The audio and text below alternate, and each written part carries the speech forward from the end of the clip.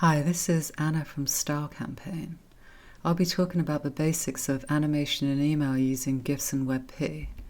I'll go over different types of animations, some trends, and include an animation guidelines as part of your email system. This talk will focus on cuts. I'll follow up separately with video and keyframe animation. As there's a lot of motion throughout, I wanted to break it into smaller parts. So to get an idea of what's typical right now, I saved 100 animations from my inbox, just whatever came in each day. It roughly breaks down as 60% retail and it's largely promotional. I sorted the animations into groups based on their complexity, as I was mainly looking at the skills you'd need to create them. The groups were cuts, video, and keyframe animation, and with each there's this sliding scale of difficulty, and we're going to start with cuts, which are the most straightforward to create. Brands of all sizes make use of them, and for some it's the only type of animation that they do. We almost take them for granted, so it's nice to focus on them in a bit more detail. So cuts made up 54 out of the 100 animations. And as you can see from this F. Miller example, it just cuts between 4 images. You set the frame order and the timing, in this case 1 second per frame. Here the cuts are highlighted in white, and most were between only 2 and 4 frames long. Something like this 360 from Entire Studios might take you up to 8 frames. All 54 animations in this group use this same basic technique, whereby they're just sliced between a small number of images. As they're mostly promotional, they might only get used for 1 or 2 sends, so designers likely won't have much time to spend on them. And possibly something like a welcome series might get more time and budget spent on it, though you can still get creative with these short loops. There isn't really a definitive file size recommendation for animated GIFs in email. I think the closest we have is probably 1 megabyte, in that I've seen it mentioned by MailChimp, Litmus, and Campaign Monitor. This is from Stack Overflow's email guidelines. So here they say to keep it roughly under 1 megabyte, though you can make an exception for something special, assuming that the rest of the email is relatively small. There's also a mention of the first frame and making sure any vital information is placed there. And this is because although animated GIFs are supported pretty much everywhere, some older desktop Outlook clients will only show the first frame. And as we'll get into a bit later, this is also a consideration for WebP. So here the moves still have a nice bike image on the right, even if we're only viewing the first frame. So getting back to that 1 megabyte value, these were the file sizes for all 100 animations, and again the cuts are highlighted in white. And 60% were under 1 megabyte, but only 44% overall. So down here on the bottom of the second column is kind of round about where we hit 1 meg, and assuming that that's a difficult benchmark, and this implies that it might be, you may find it easier to audit your own creative, so you have some real numbers to work from. Then you can gradually work in some improvements. You may want to factor in the 1 second rule. I grabbed this quote from one of my old blog posts titled Image Budgets for Email, and I was trying to figure out what 1 second of image weight looks like. I think I had it around 300k in 2016, but that data's likely old. I believe the 1 megabyte threshold is loosely based on more current load time figures. If you do want to do your own load time testing, then this talk by Tammy Everts gives an introduction. Here she talks about fighting regression and suggests that you look at your own data from the last 2 to 4 weeks, and for email that might be longer. Then set the worst number and not the best as your performance budget. So in our case, that would be the largest image size. Then just try not to go above that threshold again, after which you can work to bring it down. So it's a bit more of a pragmatic approach. By the way, the metric in this image is the largest contentful paint, or LCP. And you can see it over there on the left in green. And this measures the amount of time it takes for the largest visual element, which is usually an image or a video, to render. And this is a useful metric because 50% of users won't touch a page until most or all of the images have rendered, and not when the text first appears. So it's a cue that once that animation or video is loaded, that it's safe to interact with the page. Web Page Test have also recently added a feature which measures your carbon footprint. So for instance, the email I tested emits 0.68 grams, and they give you some comparisons to websites and car emissions. Now, it's a metric that some of you may want to track. Also, Alice Lee has given a talk about eco-friendly emails later this year at Litmus Live, so hopefully some of you will be able to catch that. I think as well as it websitecarbon.com is another online carbon calculator. One reason that file sizes seem to be increasing is we're doubling up the resolution. There was a 50-50 split between 1 and 2 times res. It was like 49 versus 51 for the 100 animations. And this is where, say, a 600 by 600 pixel image is replaced by a 1200 by 1200 pixel one, and it's so that it maintains its quality on high-res monitors.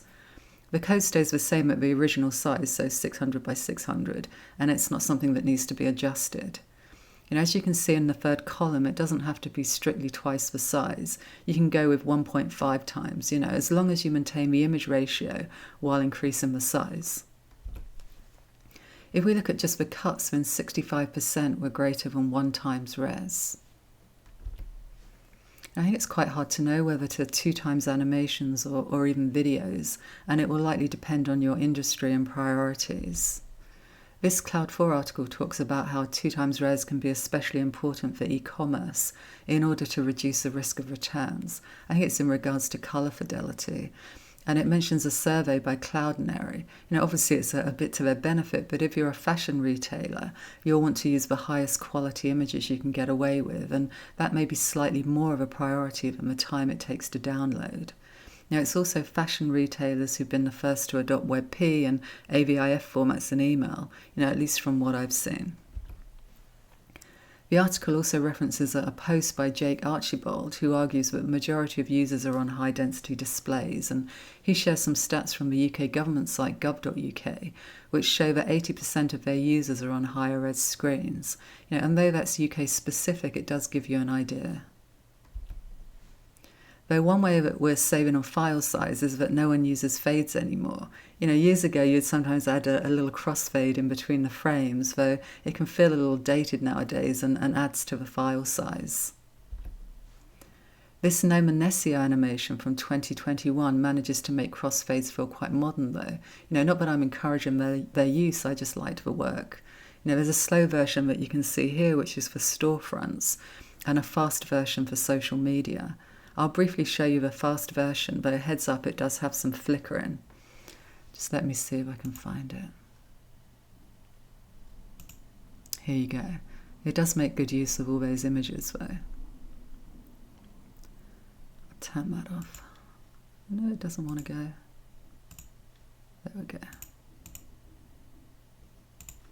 So speed affects both accessibility, we have that 3 flashes per second rule, and also just the overall tone.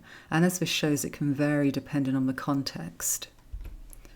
So just as I was saying that no one uses fades anymore, I received this hero animation in an email from Banana Republic, and like the Noma Nessio example that we just looked at, it's quite a slow fade. Banana Republic don't use animation that often, but the little they do seems well considered. Rather than sending out a large number of ad hoc animations, they appear to be reusing the same handful just with different creative. Maybe a younger audience would demand more frequent and varied animations. But having a toolkit of reusable animations still makes a lot of sense. Just like having a collection of pre-built email modules, it saves time and keeps the branding consistent. So maybe think about how you can consolidate your animations and kind of package them up. That way you'll always have something on hand. I think just like with email templates, creating endless one-offs isn't very efficient. You can include these types of resources alongside your animation guidelines. For instance, Material Design have a motion design kit which has After Effects files, and Audi have some example animations. Unsurprisingly, 1 second and then 1.5 were the most popular speeds used with cuts, and most of these animations don't speed up or down, their timing is constant. So as you can see here, it goes 1 second, 1 second, 1 second. So the delay is the same the whole way through. A few of the design systems I looked at mentioned using natural looking animation and went into detail about easing. In the Carbon Motion guidelines, they rule out using linear movement, saying that it appears unnatural to the human eye, and I think 4 out of the 54 cuts did vary their timing, possibly in an effort to mimic easing in some small way. N21 held longer on the last frame, and this interrupts the loop slightly. So now it feels like there's a beginning and an end. So it goes. Let's see if I can catch it. 1, 2, 3, 4, 5, hold. 1, 2, 3, 4, 5, hold. And Patagonia also added an extra second to the last frame. So this is a 2-frame animation, and it goes 1 second and then 2 seconds. So let's see. 1 second, 2 seconds. 1 second, 2 seconds. So that extra pause at the end gives you time to absorb the message and take a breather before it starts up again. A24 are going slow, fast, fast, slow, fast, fast. They reset the timing when they introduce the second product on frame 4.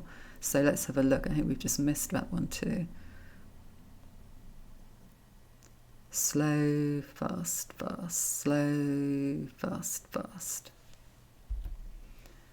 And Acne Studios do the same thing. They hold longer on frames 1 and 5 and then speed up. So it's hold, speed up, slow down a tad. Then hold, speed up, slow down a tad. So I'll show you that. So this pattern can help to distinguish between multiple items, and it's quite dynamic compared to constant timing. There is that 3 flashes per second rule to bear in mind if you are going to experiment with timing, and especially if you're speeding frames up. So these are the motion guidelines from the BBC, and their design system is called GEL, and they have sections on animated GIFs and also accessible emails. And they suggest that you only play GIFs through once, as looping can affect people's ability to read the surrounding content. Now, there's also a whole section on measuring your loop so as not to go over 5 seconds total, which is it WCAG? WCAG success criteria for animated GIFs. So you could set it to loop twice, just so long as those 2 loops don't exceed 5 seconds total. And this is the link that the BBC gives for that 5-second rule. All the cuts that I saved out of my inbox looped forever. When you save an animated GIF, you do have the option to have it play through once or to set a custom number like 4 times. Salesforce motion guidelines also state not to use GIFs on a constant loop and to make sure you repeat any information in a static format such as text. Sainsbury's also have some email guidelines, and they start by saying to avoid using animation where possible, but if you do, to keep it under 3 seconds. Avoid loops and don't use images of text. And they stress not to put text in an animation. I think around a third of 100 animations I saved had some kind of text as part of the image. Unless you rule it out completely like Sainsbury's, there's a bit to consider. Beyond the obvious stuff like always using alt text. For instance, do you differentiate between the text itself animating, like you can see on the left, or just the background, like on the right?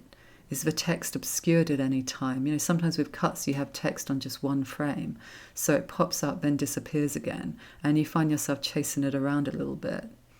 Also, is the information repeated elsewhere, like Salesforce just mentioned in their guidelines? With this llama email on the left, they had a live text title right above the animation saying prints and multiples, which is what the P and M that's being drawn stands for. I'll see if I can quickly find it. Is this going to work? Oh, there. There we go. So you can see the live text title above the animation. So in this case, the animation is almost supporting content, just decorative. Let's see if that's going to turn off now.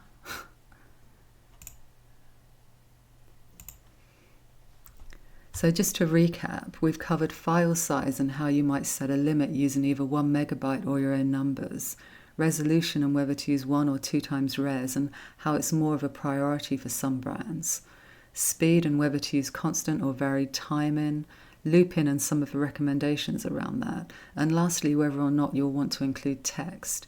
Your own animation guidelines will likely include 1 or more of these elements. It doesn't have to be a book, just something clear and concise, which is why I like some of the shorter guidelines that I've shared. Like Sainsbury's, who I mentioned before, they have just 7 items and you're able to quickly read through them. And as a designer, it's definitely helpful to have something to go off. Now, if you don't have a designated place for your guidelines, you can just put them in a deck, as long as everyone has access to them. I think it helps to look at other people's guidelines, and Material Design and Apple HIG both have sections on motion. As do all of these, and while not email specific, they're worth going over. As well as having a list of do's and don'ts, they talk about when and why to use animation. They maybe share some examples or discuss tooling, whatever's helpful to getting the job done. For email, you'd probably have animated GIFs and also possibly CSS animation. Val Head has been writing about motion and design systems for a while now, and she recommends starting with a motion audit. And many of us already do a module patterns audit when working on email systems, so it's not an unfamiliar process. Obviously we'd have our own take on it as email designers. This book, Animation and Design Systems, was a free ebook by Val Head that you can download. So this is a rough breakdown of some of the things I've looked at when working on animation audits, and one thing you might note is the purpose of the animation. Was it to highlight a product feature or express a mood such as excitement? Culture amplifies moods to some of their components, and this here is an informative intro, and each of their illustrations are really nicely animated. Now, once you've taken inventory of your past animations, then things like motion principles will become clearer, as you'll be able to see when and how you use animation most often. Mood and style boards can also be helpful. For instance, if you were to put a bunch of your animations together, do they look cohesive? From this you can come up with a first draft of your animation guidelines, and as we've seen, it's not unusual for that to be just a short list of items. So in the past we'd have stopped with animated GIFs, but now there's a whole extra section, as 5 out of the 100 brands were using animated WebP files. So let's look at why we'd want to use WebP, support, how to implement it in email, and then I'll make a WebP animation. The WebP file format was created by Google in 2010, and they state that animated GIFs converted to lossy WebP are 64% smaller. They're also around 30% smaller than a JPEG without any loss of image quality. So WebP is not only useful for animations, but also for static images. Nike were one of the brands using WebP in email, and this animation they sent me is a 349K WebP file, and when converted to a GIF it increases to 2.76 megabytes, so the file savings are really significant. My own file size limit for animations like this used to be around 300K, and WebP takes us back to those kinds of numbers, even if we're using 2 times res like Nike is here.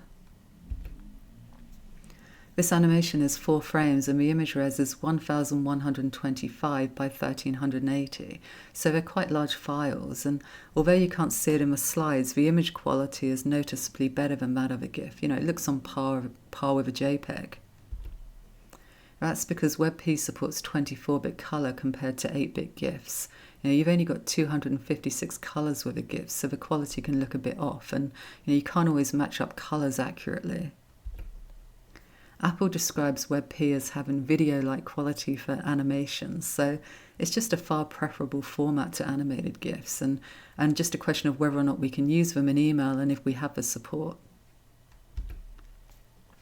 So web browser support is currently at 96.6%, and the only exception is IE 11.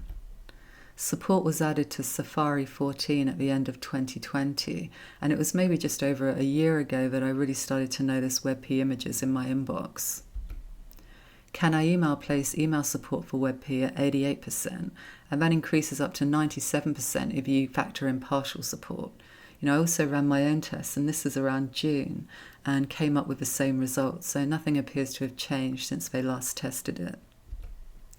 Ironically, Gmail is the main holdout with its partial support, as it only displays the first frame of an animated WebP, just like Desktop Outlook and GIFs. It also converts the WebP file into a JPEG, but at least Gmail fails cleanly and shows us something. The real issue is older Apple and Desktop Outlook clients come in blank. So this is one of my tests, and you can see that the bottom image failed in Desktop Outlook. There's just a broken image icon. This is a WebP file that I sent out just normally to see where it's supported. If this was just an Outlook problem, we could use conditionals, but it also fails in older Apple clients. The image above uses the picture element, which fixes our issue, and here we get an animated GIF fallback that I coloured in pink. This is the picture element code, and what this is saying is here's an animated WebP image, and if you don't support either picture or WebP, then here's an animated GIF instead, so the pink image that we just saw. And you can stack other image formats underneath WebP, so you could go WebP, animated GIF, and then finally fall back to a JPEG.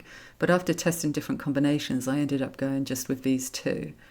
I also put cite in the image URL as our ESP doesn't support WebP, and so we ended up having to host the file ourselves, and I thought some of you might have similar issues. Also, where it says type equals image WebP, this bit isn't optional. I say this because I originally left it out and it caused me a few issues. So with this small bit of code, newer Apple devices get the animated WebP, Gmail and older Apple clients an animated GIF, and desktop Outlook the first frame of that GIF. So we're covered basically. Though the one drawback is WebP support is 97%, whereas picture support is only around 30%. Which for now is mainly Apple and Android clients. If an email client doesn't support picture, what happens is it just grabs whatever that final fallback image is. So in places like Yahoo Mail and Outlook.com, which don't support the picture element, you end up losing WebP support, and instead you get the fallback, which, as you can see here up top, is my pink animated GIF. And this is the same test in Outlook.com, and the image underneath is the WebP animation on its own without the picture element. It's not pink and it plays back just fine. So it's a bit of a compromise. You can use picture and you'll get solid fallbacks, but you'll lose web client support. Though although picture support is low, because it's Apple and Android, they make up 60% of the email client market share. So it's still feasible for many brands. And obviously your own audience stats might look a little bit different to this. Also anyone viewing the online version will get the WebP animation, so there's benefits there as well. So that's one way that you can implement WebP animations in email, and the picture element is really only a few extra lines of code. You can take, for instance, a couple of email modules and make WebP variations, just to test internally with your own creative, and you'll be able to see how straightforward it is. Another way that you can use WebP animations in email is via server-side UA detection. The main benefit here is you get full WebP support, as we're no longer relying on the picture element. You get those webmail clients back. Now again, you can roll your own UA detection like we did with this project. You can see the UA string readouts in the top in the black boxes. Or you can work with a vendor and your ESP may already have an integration available. But for those of you who want to put together a quick picture test, let's make a WebP animation. I'll use Photoshop as I think more people will have access to it. Photoshop added native WebP support just last year, I think it was in February. So you can now open and save a single WebP image, but it doesn't yet have native animation support.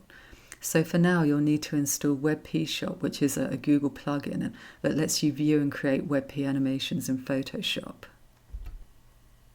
Making a WebP animation is a little different than making a GIF, so I'll go through both. I'll make a GIF first. I'll just do a free-frame cut animation with a 1-second delay. So once you've opened your images in Photoshop, stack your layers one on top of the other, and I've increased the size of my thumbnails so hopefully you can see it clearly. And I normally just manually copy and paste them, but you can also go to File, Scripts, and Load Files into Stack? Let's see, File, Scripts, Load Files into Stack. Yeah, so if you have a lot of images that you want to pull in all at once, you can use that. So if you don't have the timeline open, go to Window, Timeline, and in the middle here it says Create Frame Animation. So click that, and what it's done is it's pulled our first frame into the timeline. Then over here on the right there's a little menu icon.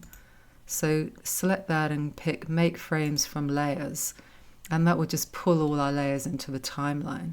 And by default there isn't any timing on the layers. I don't know if you can make it out, but it says 0 seconds, 0 seconds, 0 seconds. And there's a little arrow to the right of that. And this brings up a bunch of sort of presets for the amount of delay that we want to add to each frame.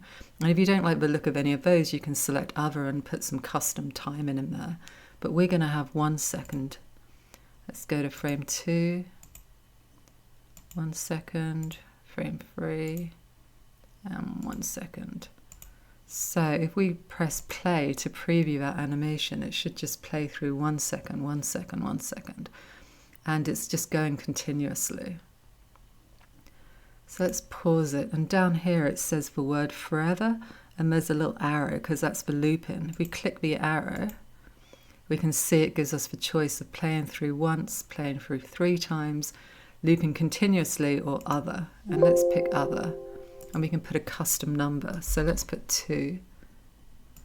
And now what should happen when we play back our animation is it should play through twice and then stop. So there we go. So assuming that we're happy with our animation and we want to save it out as an animated GIF, we just go File, Export, and Save for Web Legacy. And this brings up a dialog box. And you have a few options that you can set, for instance, colors, but most likely you're going to leave that at 256. And then you just click Save and it will save out your animated GIF. So if we want to make the same animation as a WebP, let's cancel this. So for WebP animations using the WebP Shop plugin, it's a little bit strange as you don't use the timeline at all. And instead you put the frame timings in the layer names. So let's shut this down so we don't get confused and go back to the layers. And here you can see it says layer 1, layer 2, and layer 3. So let's rename that layer. And instead I've replaced it with frame 1, and then in brackets I've put 1000 milliseconds, so 1 second. So I've put the time in the layer name. And then let's go to layer 2. And instead we'll put 2, 3. And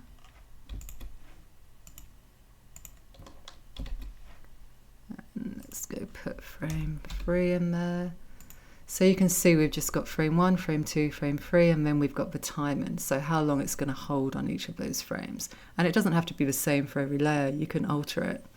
So if we quickly go have a look at, this is the example I was talking about earlier from Nike, and you can see it's just the same, frame 1, 2, 3, 4, and then 1 second delay.